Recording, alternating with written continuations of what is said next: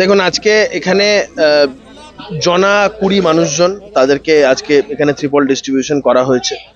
তো আমাদের রাজ্যের জনদরদি মুখ্যমন্ত্রী আমাদের নেতা শুভেন্দু অধিকারী মহাশয় তিনি প্রত্যেক বিধায়ককে রাজ্য সরকার তরফ থেকে ত্রিপল দিয়েছেন এবং যাদের প্রয়োজন, যাদের এই বর্ষাকালে বাড়িঘর দরের অবস্থা খারাপ, আমরা পার্মানেন্ট সলিউশনে বিশ্বাস করি। আবাস যোজনার আওতায় সবার বাড়ির প্রকল্পে আমরা সেইগুলোতে জোর দিচ্ছি, কিন্তু ইমিডিয়েট মেজার হিসাবে অনেকের অসুবিধা হয়, সেই জন্য ত্রিপল দেওয়া হলো। আরো প্রোগ্রাম আছে? আরো এই ধরনের অনেক কিছু আছে, সরকারি বিভিন্ন কর্মসূচি এরকম আছে। সাথে সাথে এলাকা উন্নয়ন নিয়েও আমাদের বেশ কিছু পরিকল্পনা আছে। আমরা ব্যারাকপুরের জল জমা নিয়ে মাস্টার প্ল্যান তৈরি করার একটা চিন্তা ভাবনা করছি। আমি এই বিষয় নিয়ে বিধানসভায় কথা বলেছি। আমি ব্যারাকপুরের সার্বিকভাবে বিভিন্ন অডিটোরিয়ামসগুলো, তারপরে মাতৃসদন, তারপরে টিটাগড় ম্যাটারনিটি হোম, তারপরে বিভিন্ন বস্তি এলাকা, এই নিয়ে সামগ্রিকভাবে একটা ওভারঅল ডেভেলপমেন্টাল প্ল্যান তৈরি করছি ব্যারাকপুরকে সামনে রেখে। আর ব্যারাকপুরের বিভিন্ন যে রাস্তাঘাটগুলো, যেমন Barrackpore Barasat road, Barrackpore station road, যা অবস্থা দুর্বিষহ। তো সেই জায়গায় পিডাব্লিউডিকে যথাযথভাবে আমি ইনস্ট্রাক্ট করেছিলাম যে কিছু কিছু রিপেয়ারিং ওয়ার্কস ওগুলো করতে এই সপ্তাহে ওরা করবে, একটু দেরি হচ্ছে ওদের। তো এটা হওয়ার পর আটলিস্ট রিপেয়ারিং ওয়ার্কসগুলো টেম্পোরারিলি একটা কিছু করে পার্মানেন্ট সলিউশনের দিকে আমাদের খুব শিগগিরই হাত দিতে হবে। শিলেখা মিত্র একটা রুচিকর পোস্ট করেছে, সেই নিয়ে তাকে এফআইআর প্রধানমন্ত্রীর ছবি না, এরা এরা এরা মানে আমার খুব দুঃখের সাথে এই কথা বলছি যে মানুষের পর্যায়ে পড়ে না এরা। প্রধানমন্ত্রীকে যে ধরনের যেভাবে আক্রমণ করেছেন, এরা শিল্পী। এটা শিল্প বা শিল্প জগতের সাথে জড়িত কোনো মানুষজনের কার্যকলাপ এটা হতে পারে? সেও বলছে এফআইআর করুক, এর থেকে বড় আন্দোলন হবে। করুক। দাদা উনি বলছিলেন যে সানগ্লাস পরেছিলেন। এদিকে এইসব বলে বেড়াচ্ছে আর লোকজনকে বাঁচার জন্য ফোন করে বেড়াচ্ছে যে আমাকে বাঁচাও, আমাকে বাঁচাও। কিরকম এটা কি বিজেপি নেতাদের? বহু জায়গায় ফোন টোন করছে আর কি। আমি এইসব বেশি কথা বলতে গেলে প্রকাশ্য অনেক কিছু বলে দিতে হয়। এদিকে বিপ্লবী হচ্ছেন, বড় বিপ্লব করছেন, আর ওদিকে বিভিন্ন লোকজনদের ফোন করে বেড়াচ্ছেন আমাকে বাঁচাও, আমাকে বাঁচাও।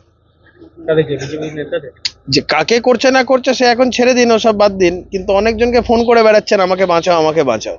সবকিছু একসাথে বলে দিলে মুশকিল আছে। বলবো এইসবের মধ্যে থাকবেন না, কি দরকার এইসব জিনিসগুলো করার? এগুলো তো করার দরকার নেই। আপনি যেভাবে প্রধানমন্ত্রীকে যে ধরনের কুরুচিকর আক্রমণ করেছেন, এটা আপনাদের থেকে শোভা পায় না। আপনারা শিল্প জগতের লোক, আপনারা শিল্পী মানুষজন, আমরা সবাইকে সম্মান করি, কিন্তু এই ধরনের কার্যকলাপ করলে তো তখন মুশকিল না? দাদা উনি তো বুদ্ধিজীবী। এরকম বহু বুদ্ধিজীবী তৃণমূলের আমলে লাইন দিয়ে দাঁড়িয়ে থাকতো মমতা বন্দ্যোপাধ্যায়ের বাড়ির বাইরে। মমতা বন্দ্যোপাধ্যায় কখন একটা কিছু বিস্কুট ছুড়ে দেবে, ওরকম টাইপের ব্যাপার আর কি সব। বামপন্থী নেতারা বলছে আরো রাস্তায় নামবে, আন্দোলন আরো জোরদার হবে সব ধরনের। করুক না, অশান্তি করে দেখুক না। পশ্চিমবঙ্গে গুন্ডা দমন আইন আছে, আর এদেরকে পশ্চিমবঙ্গের মানুষ 34 বছর এদের অত্যাচারের পরে মানুষ এদের ছুঁড়ে ফেলে দিয়েছে। মমতা বন্দ্যোপাধ্যায় 15 বছর ওই সিপিএম এর ওই ছেড়ে যাওয়া চপ্পলে পা গলিয়ে রাজ্যটাকে চালিয়েছে। আর যাই হোক, পশ্চিমবঙ্গ সিপিএম বা সিপিএম ওই কালচার কোনোটাকেই ফিরিয়ে আনবে না। যারা আজকে বড় বড় কথা বলছে, সিপিএম এর আমলে প্রশ্নপত্র ফাঁস হয়নি। সুদর্শন রায়চৌধুরী, পার্থদে তৎকালীন সময় কোনো বিষয় নিয়ে তাদের দলের মধ্যে বীভৎস বিরোধ হয়েছিল সেই সময় কিছু কিছু বিষয় নিয়ে। তো এইগুলো ক্রমশ প্রকাশ্য, আমরা এগুলো সব প্রকাশ করে দেবো, কোনো অসুবিধা নেই। সিপিএম এর আমলে কারা কি করেছে না করেছে এগুলো তো সবাই মানুষ জানে। তৃণমূল খুব ব্ল্যাটেন্টলি বুক ফুলিয়ে সমস্ত কিছু দেখিয়ে চুরি করেছে। আর সিপিএম এর আমলে বিষয়টা সেই তৎকালীন সময়, এই সময় মিডিয়ার দাপাদাপিও ছিল না, সোশ্যাল মিডিয়ারও সেই রমরমা ছিল না। তো সিপিএম এর প্রতি কোনো রকম কোনো পশ্চিমবঙ্গের মানুষের সিম্প্যাথি নেই। আর সিপিএমটা হয়ে গেছে এখন শুধুমাত্র একটা ইসলামিস্ট অর্গানাইজেশন হয়ে গেছে।